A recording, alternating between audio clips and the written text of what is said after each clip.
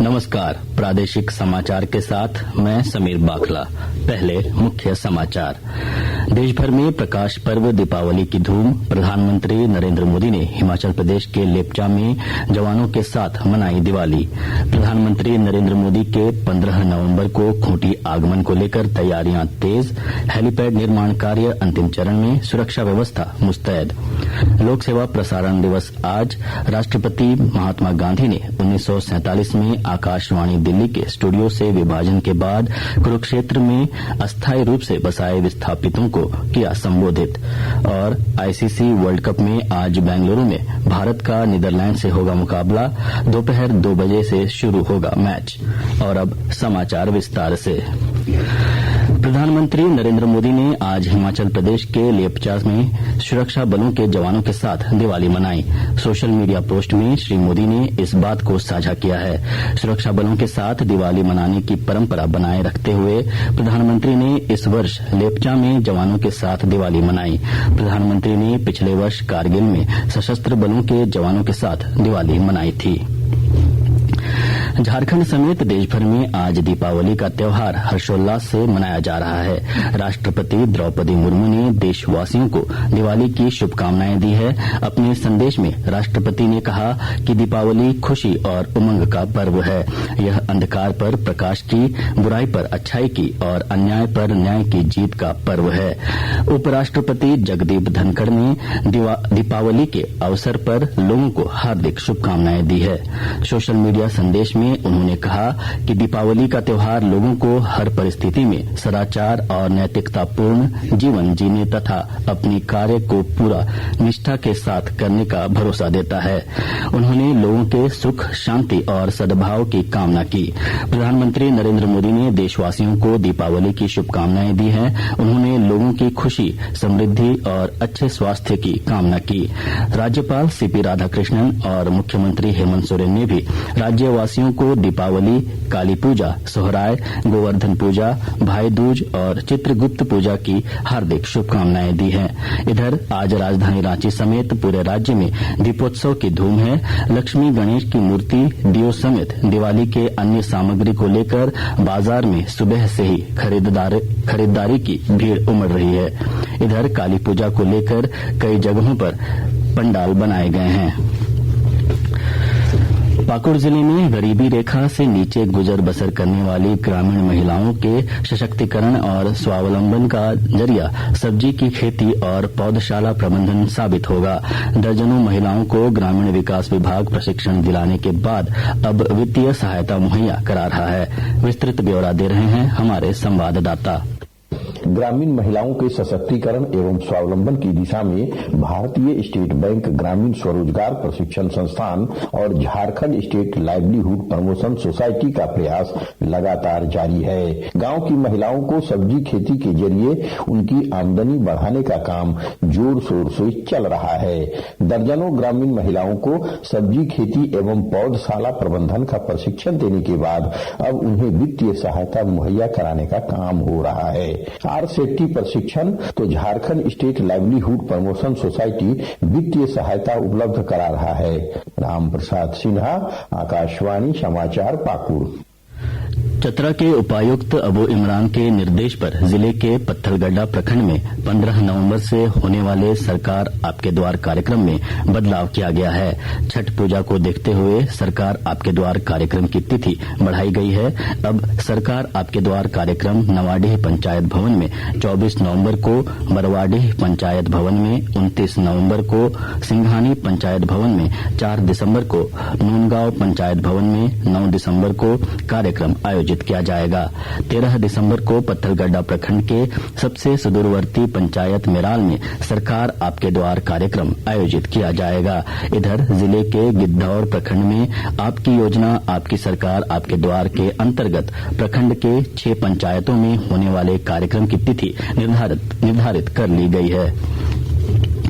आकाशवाणी के ताजा तरीन समाचारों के लिए आप हमारी वेबसाइट newsonair.com पर लॉग ऑन कर सकते हैं। ताजा समाचार X handle @AIR news alerts और Facebook page all India radio news पर भी उपलब्ध हैं। आप प्रादेशिक समाचार एकांश के X handle @AIR news _Ranchi और फेसबुक, इंस्टाग्राम पेज तथा YouTube channel AIR news Ranchi पर भी हमारे बुलेटिन सुन सकते हैं। प्रादेशिक समाचार आप आकाशवाणी रांची से सुन रहे हैं।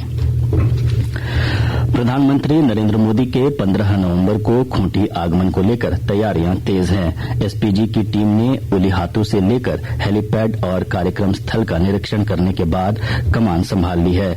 उलीहातू प्रस्थान के लिए 3 किलोमीटर पूर्व कंटड़ापीड़ी में 3 हेलीपैड बनाए गए हैं। वहीं खूंटी IOCL टर्मिनल के समीप भी हेलीपैड का निर्माण कार्य तेज गति से की जा रही है। सुरक्षा के लिए 10 IPS, 35 DSP, डॉग और बम निरोधक दस्ता सहित 2000 जवानों की तैनाती की गई है। सुरक्षा व्यवस्था पुख्ता करने में कोई कमी न रह जाए, इसलिए अधिकारी लगातार खूंटी में कैंप किए हुए हैं।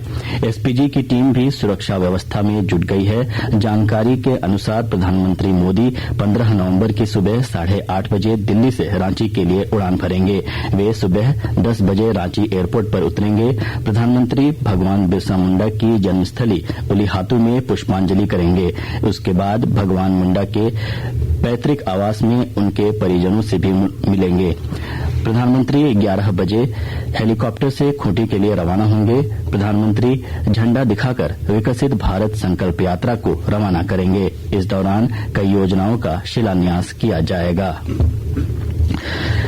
देश के स्वाधीनता संग्राम में तेलंगाना के आदिलाबाद जिले सोनखास गांव में जन्मे योद्धा रामजी गोंड के बलिदान को हम कभी भूल नहीं सकते। आइए सुनते हैं प्रधानमंत्री नरेंद्र मोदी की पहल पर जनजातीय नायकों की विशेष श्रृंखला का अगला हिस्सा।